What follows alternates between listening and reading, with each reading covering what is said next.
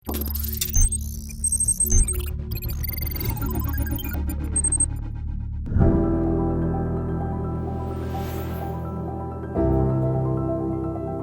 कुशक भारतीय बाजार में कंपनी के लिए एक बहुत अहम मॉडल है और इसे खासतौर पर भारत के लिए ही डिज़ाइन किया गया है। जी हाँ, ये फोक्सवागन ग्रुप के MQB A0 प्लेटफॉर्म पर आधारित है, जो दुनिया भर में Audi A1 और फोक्सवागन T-Roc जैसी कारों में दिखाई दिया है। लेकिन जो भारतीय मॉडल्स के लिए प्लेटफॉर्म डिराइव किया गया है, वो थोड़ा सा डाउनग्रेड किया गया है और कुशक फोक्सवागन ग्रुप की पहली कार है जिसमें ये प्लेटफॉर्म भारत में दिया गया है। मुकाबले के हिसाब से कार को अच्छी तरह तैयार किया गया है, जो एक शातिर फैसला है। इसका निर्माण बहुत अच्छे से हुआ है, दमदार डिज़ाइन लैंग्वेज इसे मिली है और ये कार देखते ही आपको काफ़ी प्रीमियम लगेगी। इसके साथ साथ बहुत से अच्छे फीचर्स भी दिए गए हैं। हमने पहले इसका रिव्यू आपको दिखाया था, लेकिन वो था स्कोडा कुशक का 1.5 लीटर TSI मॉडल, जो DSG यानी कि ट्विन क्लच ऑटोमेटिक गियरबॉक्स या फिर 6 स्पीड मैनुअल गियरबॉक्स के साथ आता है। आज हम उस मॉडल पर जानकारी देंगे जिसके अधिक संख्या में बिकने का अनुमान लगाया जा रहा है। तो ये एक कॉम्पैक्ट SUV है जो कि क्रेटा या सेल्टोस जैसी कार्स के साथ टक्कर लेगी, लेकिन हमारे रिव्यू में हमने आपको इसके बारे में सब कुछ बता दिया है, सारे फीचर्स, सारे डिज़ाइन एलिमेंट्स। लेकिन एक चीज़ है जिसके बारे में हम अभी भी बहुत ही ज़्यादा क्यूरियस हैं और वो है इसका 1 लीटर या 1 लीटर 3 सिलेंडर TSI इंजन। आज हम आपको सिर्फ इसके बारे में सब कुछ बताएंगे।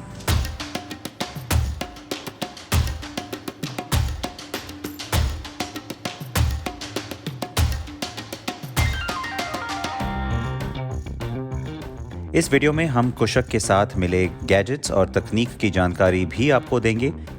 भूलिए मत कि ये स्कोडा की पहली कनेक्टेड कार है। लेकिन पहले बात करते हैं 1 लीटर TSI इंजन की।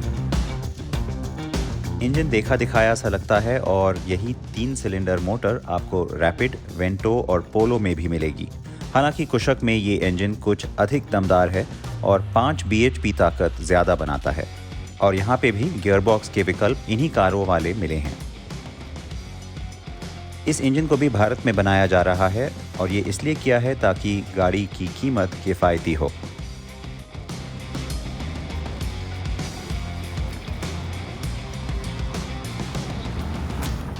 जब आप कुशक को चलाना शुरू करेंगे तो कुछ ही मिनटों में आपको इसके बिल्ड क्वालिटी का अंदाज़ा हो जाएगा, क्योंकि गाड़ी बहुत ही सॉलिड, बहुत ही बढ़िया बिल्ड क्वालिटी से बनी हुई लगती है। और ये खैर एक तरह से एक्सपेक्टेड था स्कोडा या फोक्सवागन ग्रुप कार्स से। लेकिन इसी टॉपिक पे रहे तो फिर एक बात मुझे थोड़ी सी सरप्राइजिंग लगी, वो है स्टीयरिंग। जो मुझे लगा था कि ज़्यादा स्टिफ होगा, थोड़ा इसमें ज़्यादा सख्ती होगी, और वो है नहीं। और आश्चर्य की बात यह है कि जब आप थोड़ी सी रफ्तार बढ़ाते हैं तो वो एक जो वेटेड या स्टिफन फील आनी चाहिए स्टीयरिंग से, वो भी नहीं आती। और ये खासकर भारतीय ग्राहक को के रिक्वायरमेंट्स को मद्देनज़र रखते हुए किया गया है और मेरे ख्याल से ये गाड़ी के कैरेक्टर को थोड़ा सा फीका कर देता है।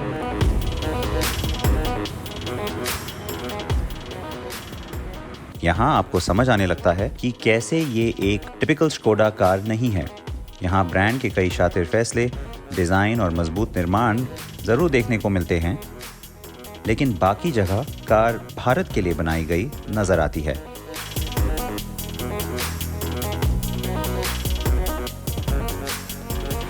कैबिन में प्लास्टिक का इस्तेमाल स्कोडा के पैमानों के हिसाब से उतना अच्छा नहीं है, खासतौर पर डैशबोर्ड और विंडस्क्रीन के निचले हिस्से में लगा प्लास्टिक। लेकिन अपने राइवल्स से लंबाई में छोटी होने के बावजूद कार में आपको काफ़ी जगह मिलेगी, क्योंकि इसका व्हील बेस काफ़ी बढ़िया है। इसके अलावा फीचर्स भी बहुत अच्छे मिले हैं। जब ये 1 लीटर TSI इंजन आइडल पे है तभी आपको थोड़ा सा एहसास होगा कि ये एक 3 सिलेंडर इंजन है, नहीं तो कहना होगा कि इंजीनियरिंग इसकी बहुत ही बेहतरीन है, क्योंकि आपको एहसास नहीं होगा कि ये 4 सिलेंडर का इंजन नहीं है। और ये एक अच्छी बात है, क्योंकि यही एक डाउट था कि क्या ये 1 लीटर का इंजन इस कार के लिए काफ़ी होगा या नहीं। इसका मेरे ख्याल से एक सिंपल सा जवाब ये है कि जी हाँ, ये काफ़ी है, लेकिन कुछ खामियां ज़रूर हैं। आपको 1000 से 2000 आरपीएम के बीच में आपको थोड़ा सा टर्बो लैग जो है इस इंजन में वो ज़्यादा ज़ाहिर होगा, क्योंकि मेरे ख्याल से फ्यूल एफिशिएंसी को ज़रूरत से ज़्यादा अहमियत दी गई है। अभी भी हमारे पास ऑफिशियल फिगर्स स्कोडा ने नहीं दिए हैं कि इस कार की माइलेज क्या है, क्लेम माइलेज, लेकिन इस तरह के परफॉर्मेंस को देखते हुए आई होप कि इसकी माइलेज बहुत ही बढ़िया हो, क्योंकि आप अगर 1 लीटर का इंजन ले रहे हैं 3 सिलेंडर, तो ये मेरे ख्याल से एक एक्सपेक्टेशन होनी चाहिए कि कार में माइलेज बहुत अच्छी हो। लेकिन परफॉर्मेंस अदरवाइज़ इसका बहुत ही अच्छा है। अगर आप इसको 2000 आरपीएम से ऊपर लेके जाएं तो फिर गाड़ी बहुत ही रिफाइंड आपको लगेगी, और इसका परफॉर्मेंस भी बहुत ही अच्छा है। सिर्फ स्लोअर ट्रैफिक में, जैसे मैंने कहा कि लोअर गियर्स या स्लोअर स्पीड पे, तब आपको थोड़ा सा जाहिर होगा कि एक छोटा इंजन है, नहीं तो बिल्कुल नहीं। स्कोडा ने कार लॉन्च करने के बाद भी इसके माइलेज की जानकारी अब तक नहीं दी है। मेरा मानना है कि ये 1 लीटर इंजन माइलेज के हिसाब से काफ़ी किफ़ायती होगा, और यही वजह है कि हमें इस कार के साथ DSG का विकल्प नहीं दिया गया है। इसके बदले आपको मिलता है 6 स्पीड ऑटोमेटिक या फिर मैनुअल गियर बॉक्स। जी हाँ, ये भी 1 लीटर मॉडल्स की कीमत पे नज़र रखते हुए फैसला लिया गया है। 1 लीटर मॉडल की कीमतें कंपटीशन के हिसाब से तय की गई हैं, लेकिन क्या ये बेहद आकर्षक हैं या फिर भारत में मैदान मारने वाली? जी नहीं, लेकिन क्योंकि इस 1 लीटर इंजन को कई सारे वेरिएंट्स में पेश किया गया है, ये एक अच्छी बात है। इस सेगमेंट में मेरे ख्याल से कुशक की राइड एंड हैंडलिंग सबसे बेहतरीन होगी, और यही इस कार की सबसे अहम खूबी है। और इंजन की तो हमने बात कर ली, गियर बॉक्स भी इसका खास करके ऑटोमेटिक काफ़ी खास है। लेकिन अगर आप टॉप एंड यानी कि स्टाइल वेरिएंट लेते हैं ऑटोमेटिक में, तो फिर आपको सिर्फ 2 एयरबैग मिलते हैं, 6 एयरबैग नहीं, और टायर प्रेशर मॉनिटरिंग सिस्टम भी नहीं मिलता। ये थोड़ी सी अजीब बात है, क्योंकि अगर आप सबसे ऊपर का वेरिएंट ले रहे हैं जो सबसे महंगा है, तो ये चीज़ें स्टैंडर्ड होनी चाहिए। और अजीब बात ये है कि अगर आप स्टाइल वेरिएंट में मैनुअल लेते हैं तो आपको वो दोनों चीज़ें मिल जाती हैं, 6 एयरबैग और टायर प्रेशर मॉनिटरिंग। तो स्कोडा के लिए विचार करने के लिए काफ़ी कुछ है। कुशक के साथ कंपनी ने इंडिया 2.0 प्रोजेक्ट की अच्छी शुरुआत की है। इससे ब्रांड की सही जगह पर मौजूदगी के इरादे साफ होते हैं। लेकिन यहाँ मैं एक बात कहूँगा कि आकार के छोटे होने के बावजूद जो कार आपको मिल रही है, उस हिसाब से इसकी कीमत और भी आकर्षक होनी चाहिए थी। तो ये हुई बात इस कार के 1 लीटर TSI इंजन की। अब बात करते हैं इसके टेक की, यानी कि इसमें क्या क्या गैजेट्स हैं और इसकी क्या खासियत है। इसके बारे में हम बात करेंगे साहिल से। तब तक मैं आपको ये भी बता दूं कि आज का ये जो रिव्यू है, हमने इसको थोड़ा अलग तरीके से शूट किया है नए Xiaomi के फ़ोन पर, जो कि है Mi 11 Ultra। तो साहिल, ये मैं चाबी आपको दे देता हूँ, देना ही चाह रहा, लेकिन आप बताइए कि नया फ़ोन तो है एक एक्साइटिंग चीज़, लेकिन ये जो कार है इसको लेकर आपके क्या एक्सपेक्टेशन है? स्कोडा की बिल्ड क्वालिटी तो हमेशा से ही पसंद थी मुझे, बट मेरे को हमेशा कमी होती थी फ़ीचर्स की, टेक फ़ीचर्स की इंटीरियर्स में। सो होप ये है कि इस गाड़ी में ज़्यादा फ़ीचर्स हैं, ज़्यादा टेक है इस गाड़ी में, सो ओवरऑल ज़्यादा मज़ा आएगा। Alright, take over. Thank you. जैसा कि सिद्धार्थ ने बताया, हम भारत में सबसे बड़े कैमरे सेंसर वाले स्मार्टफोन Xiaomi Mi 11 Ultra पर ये स्टोरी शूट कर रहे हैं, और सबसे अच्छे स्मार्टफोन कैमरा के लिए इसे फ्रांस के कैमरा बेंचमार्क विशेषज्ञों द्वारा DxO मार्क दिया गया है। तो हाँ, इसमें iPhone 12 Pro Max से भी अच्छा कैमरा है। कुशक को फिल्माने के लिए ये सटीक है, क्योंकि इसमें दमदार तकनीक और फीचर्स दिए गए हैं। ये जो इंस्ट्रूमेंट क्लस्टर है, श्योर वर्चुअल इंस्ट्रूमेंट क्लस्टर नहीं है, मगर सिंपल है। सारी इन्फॉर्मेशन है, जो बीच में एक डिस्प्ले है, आप उसको टॉगल कर सकते हैं सिंपली, सारा इन्फॉर्मेशन आपको इजीली मिल जाता है। और फिर जब आप लेफ़्ट साइड पे आते हैं तो आपको 10 इंच का इंफोटेनमेंट डिस्प्ले मिलता है। और इसके अगर आप स्क्रीन के ब्लैक्स का लेवल देखेंगे तो ये OLED स्क्रीन की तरह ब्लैक्स है और बहुत ज़्यादा पॉप आउट करते हैं। एंड पूरा UI भी बहुत ही लॉजिकली डिज़ाइंड है, बहुत ही ईजी टू यूज़ है, और आपको सारे फंक्शंस मिलते हैं जो भी आप एक्सपेक्ट करते हैं, और शायद थोड़े और ज़्यादा भी। जैसे कि आपको इस गाड़ी में एप्पल कारप्ले और एंड्रॉयड ऑटो वायरलेसली मिलता है। ये ज़्यादा गाड़ियों में नहीं है, पर्टिकुलरली इस सेगमेंट में। फिर आपको स्कोडा का साउंड सिस्टम मिलता है।